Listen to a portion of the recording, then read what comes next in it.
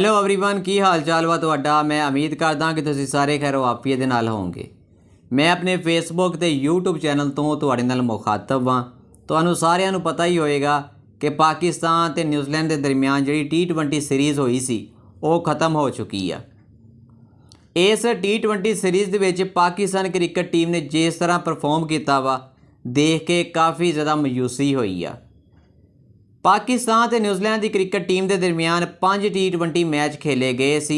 ਪਹਿਲੇ 3 ਮੈਚ ਜਿਹੜੇ ਸੀ ਉਹ ਰਾਵਲਪਿੰਡੀ ਸਟੇਡੀਅਮ ਦੇ ਵਿੱਚ ਹੋਏ ਸੀ ਤੇ ਬਾਕੀ 2 ਮੈਚ ਜਿਹੜੇ ਸੀ ਉਹ ਕਜ਼ਾਫੀ ਸਟੇਡੀਅਮ ਲਾਹੌਰ ਦੇ ਵਿੱਚ ਹੋਏ ਸੀ। ਪਾਕਿਸਤਾਨ ਕ੍ਰਿਕਟ ਟੀਮ ਨੇ ਇਸ T20 ਸੀਰੀਜ਼ ਦੇ ਵਿੱਚ ਬਹੁਤ ਬੁਰੀ ਪਰਫਾਰਮੈਂਸ ਦਿੱਤੀ ਆ क्योंकि पाकिस्तान क्रिकेट टीम के जोड़े फैन सी उन्होंने पाकिस्तान क्रिकेट टीम तो काफ़ी ज़्यादा उम्मीद सी क्योंकि ये सीरीज़ खेलन तो पहलों पाकिस्तान क्रिकेट टीम ने बहुत अच्छी जी ट्रेनिंग की हुई सी लेकिन सब कुछ बेकार गया। पाकिस्तान क्रिकेट टीम ने कोई खास परफॉर्म नहीं किया।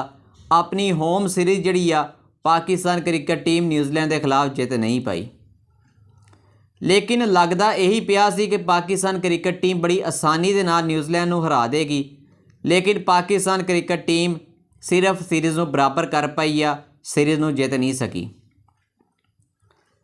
लेकिन साल 2024 के शुरू दे विच तुहानूं सारिआं नूं याद ही होएगा कि पाकिस्तान क्रिकेट टीम न्यूजीलैंड गई हुई सी लेकिन उस वक्त कैप्टन जिहड़े सी शहीन शाह अफरीदी सी।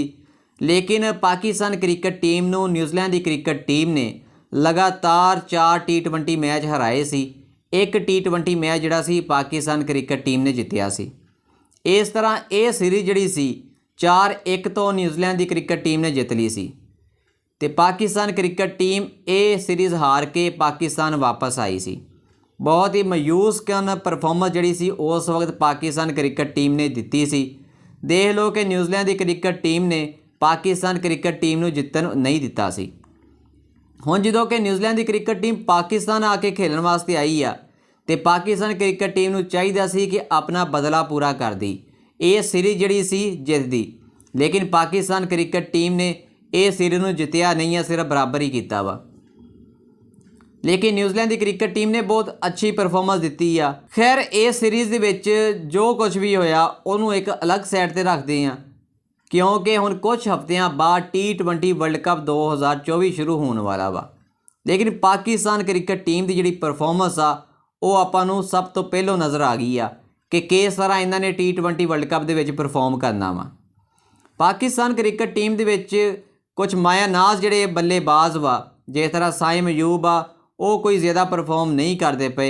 पता नहीं कि इस खिलाड़ी नूं T20 वर्ल्ड कप दे विच मौका मिलेगा या नहीं क्योंकि न्यूजीलैंड के नाल पाकिस्तान क्रिकेट टीम ने यह सीरीज़ इस वास्ते खेली आ वर्ल्ड कप तो पहलों क्योंकि पाकिस्तान क्रिकेट बोर्ड ये चाहता सी कि कोई खिलाड़ी ऐदां दे असीं पिक कर लीए कि जिन्हां नूं T20 वर्ल्ड कप दे विच असीं मुंतखब करांगे।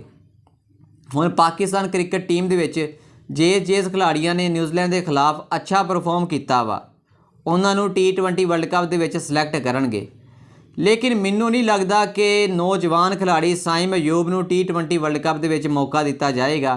लेकिन खैर कोई पता भी नहीं है पाकिस्तान क्रिकेट बोर्ड का कि की फैसला करता वा।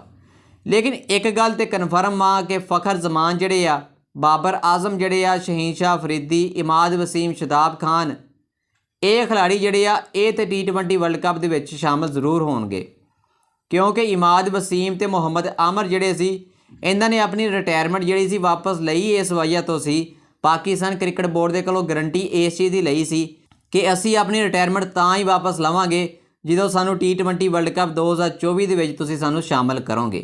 तो इस वास्ते पाकिस्तान क्रिकेट बोर्ड ने भी ये खिलाड़ियों दोवां नूं यह गल कही सी कि T20 वर्ल्ड कप दे विच तुहानूं जगह असीं देवांगे, तुसीं अपनी रिटायरमेंट वापस लो। ये रिटायरमेंट वापस लैण दा पाकिस्तान क्रिकेट बोर्ड ने मोहम्मद आमर ते इमाद वसीम नूं इस वजह तो कहा सी क्योंकि पाकिस्तान सुपर लीग 9 के सीजन दे विच ये दोवां खिलाड़ियों ने बहुत अच्छा परफॉर्म किया सी। इस वजह तो पाकिस्तान क्रिकेट बोर्ड ने ये दोवां खिलाड़ियों नूं यह कहा सी कि तुसीं अपनी रिटायरमेंट वापस लै लो तो असीं तुहानूं टीम दे विच ज़्यादा तो ज़्यादा जगह देवांगे। लेकिन उस्मान खान जिहड़े कि मुतहदा अरब अमारात की तरफों खेलते हुंदे सी वो भी हुण पाकिस्तान क्रिकेट टीम की तरफों खेलन लग पे आ। लेकिन उस्मान खान तो जिस तरह की तवक्का पाकिस्तान क्रिकेट बोर्ड करता सी ना ਉਸਮਾਨ ਖਾਨ ਉਹਦੇ ਉੱਤੇ ਪੂਰਾ ਤੇ ਨਹੀਂ ਉਤਰੇ, ਲੇਕਿਨ ਉਸਮਾਨ ਖਾਨ ਨੂੰ ਪਾਕਿਸਤਾਨ ਕ੍ਰਿਕਟ ਬੋਰਡ ਜਿਹੜਾ ਵਾ T20 ਵਰਲਡ ਕੱਪ 2024 ਦੇ ਵਿੱਚ ਸ਼ਾਮਲ ਜ਼ਰੂਰ ਕਰੇਗਾ, ਕਿਉਂਕਿ ਇੱਕ ਟੈਲੈਂਟਡ ਖਿਲਾੜੀ ਆ। ਖੈਰ ਹੁਣ ਵੇਖਦੇ ਹਾਂ ਕਿ T20 ਵਰਲਡ ਕੱਪ 2024 ਜਿਹੜਾ ਕਿ ਅਮਰੀਕਾ ਤੇ ਵੈਸਟ ਇੰਡੀਜ਼ ਦੇ ਵਿੱਚ ਹੋਣਾ ਵਾ, ਇਹਦੇ ਵਿੱਚ ਹੁਣ ਵੇਖਦੇ ਹਾਂ ਕਿ ਪਾਕਿਸਤਾਨ ਕ੍ਰਿਕਟ ਬੋਰਡ ਜਿਹੜਾ ਵਾ ਕਿਹੜੇ ਖਿਲਾੜੀਆਂ ਨੂੰ ਮੁੰਤਖਬ ਕਰੇਗਾ। ਖੈਰ ਇਸ ਬਾਰੇ ਤੁਹਾਡੀ ਕੀ ਰਾਏ ਆ ਕਿ ਪਾਕਿਸਤਾਨ ਕ੍ਰਿਕਟ ਬੋਰਡ ਜਿਹੜਾ ਵਾ ਕਿਹੜੇ ਖਿਲਾੜੀਆਂ ਨੂੰ ਮੁੰਤਖਬ ਕਰੇਗਾ? ਮੈਨੂੰ ਇਸ ਸਵਾਲ ਦਾ ਜਵਾਬ ਤੁਸੀਂ ਕਮੈਂਟਾਂ ਦੇ ਵਿੱਚ ਜ਼ਰੂਰ ਦੇਣਾ ਵਾ।